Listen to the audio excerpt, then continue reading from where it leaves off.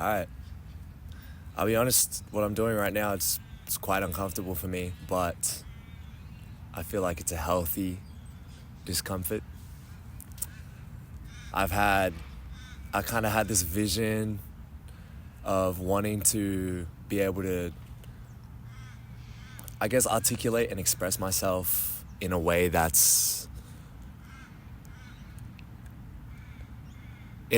isn't how I've known how to do my whole life. I think identity plays a big role in it. Just to provide context, if you have no idea who I am, which I'm assuming you wouldn't, I've been a basketball player since I could form memories. 8 years old, I think I started playing when, it starts on the playground, So I knew very early on, being a pro basketballer is something that I wanted to do. I wanted to go to college, I wanted to study and play, and then I wanted to go on and I wanted to play this game for as long as I could, because I knew that it just felt so naturally and it came so instinctually to me. So it was just something that's, I guess, never really involved too much conscious thought other than me just wanting to get better at it. So I guess life has just kind of led me down a path where I had some time away from the game, but I had to choose to step away from the game. Obviously, it was facilitated through me getting injured, and it kind of just, it was a catalyst for, call it an awakening or an expanding of my awareness or consciousness. And out of that, I've kind of emerged on the other side with a willingness and just a need to express myself in a different way, in a different light, from a different perspective. And that perspective is just one that I've been kind of cultivating through my experiences, through my periods of reflection, and just monitoring how I exist, my conditioned beliefs, my habitual ways of existing. When you reach a point, at least, again, always when I'm talking, I'm speaking from my own lens, I'm speaking from my own experience. So I think reaching a point in my life where I knew within myself that I would need to kind of facilitate a meaningful and lasting change. It comes with a lot of, I guess you could call them failed attempts. I've tried to implement change, and I've just found myself reverting back to kind of habitual ways of being, just ways that I've kind of, through repetition, through learnt behaviors, I've just kind of had these grooves that I'm used to kind of existing in. And when you come to a point where you realize that you want to change, or you want to be different, you want to be more,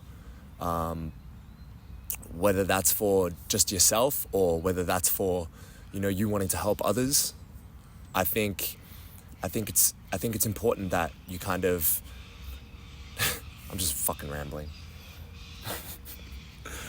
Anyways, one prompt I was thinking before I came to set up here, I was thinking about my wallpaper actually, and it says, whatever you aren't changing, you are choosing.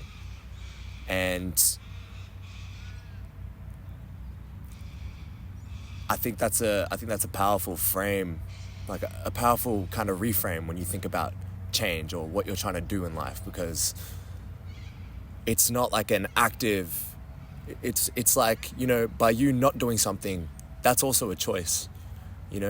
Action is, inaction is also an action. So when you allow yourself to kind of fall into habitual ways of thinking and just chalk it up to habits, it kind of it kind of takes out a layer of accountability. When you're able to kind of like own up and own it and say like, hey, my inaction or my choose, my, you know,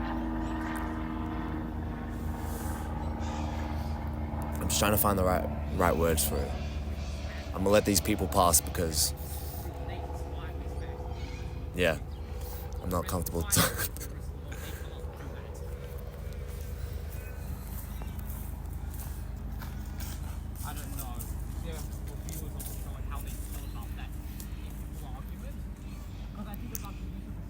Is the recording still going? All right, we're 6 minutes in. I've been rambling for 6 minutes. All right, I'm just gonna talk about my journey. I'm just gonna talk about my journey, how I got to this point, how I got to sitting at the base of this tree in a random reserve with my mate's tripod and camera set up for me. I think it's just been the last 18 months for me have just been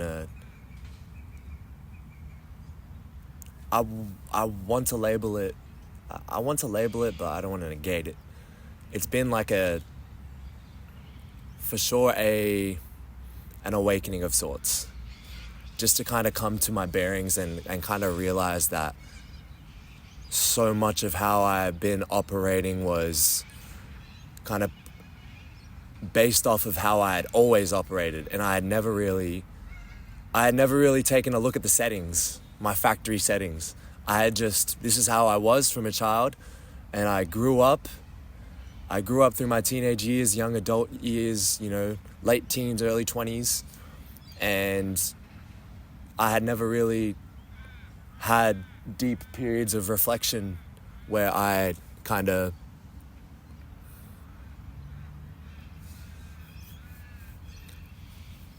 really was intentional about how I was existing. It just is what it was. And I think what was very almost like a paradigm breaking for me was realizing that I had been existing in a way, I had been living in a way that was detrimental to my health and detrimental to my growth. And I had no idea it was self-inflicted. I had no idea it was self-sabotage. I had been externalizing all of the blame. I had been, projecting my negative experience onto these things, and things were happening to me. Life was happening to me. And it's a victim mentality. It's a victim mindset. And I think a lot of people in their own ways are kind of experiencing varying degrees of this. I think we all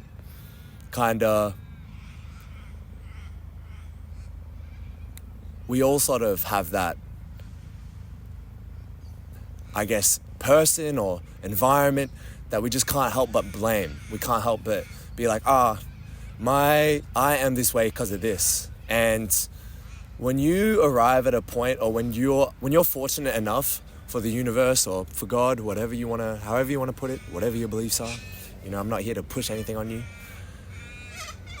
When you arrive in a situation where you realize that you're the one inflicting it upon yourself, you're met with a crucial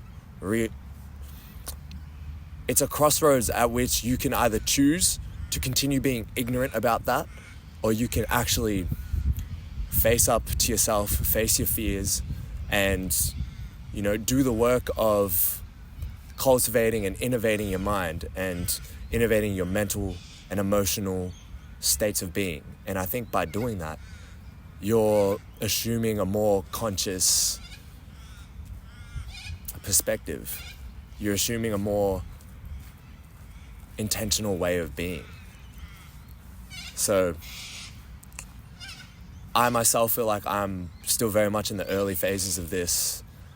It's been a lot of awareness for me, a lot of cultivating awareness, but I've also been, I guess you have a spectrum of deep contemplation and awareness and introspective thoughts and reflection, and I've all sorts of practice, being still, meditating, thinking about it, journaling, working through past experiences, past traumas, just childhood, upbringings, key events in my life.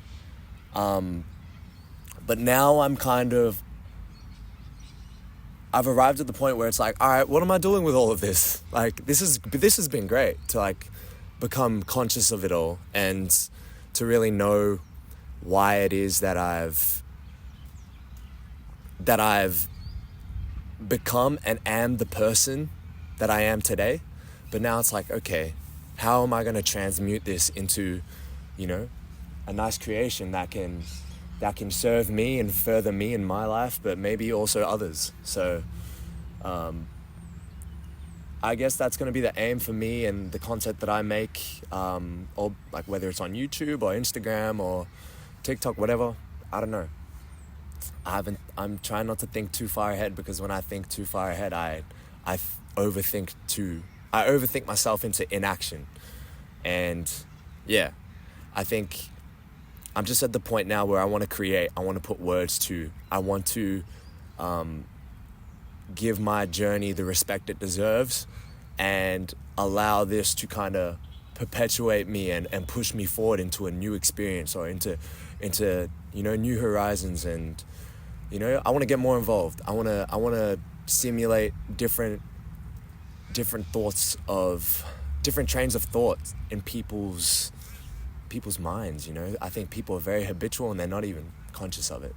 I myself am, you know, we're all products of that. So for me, it's just kind of planting seeds.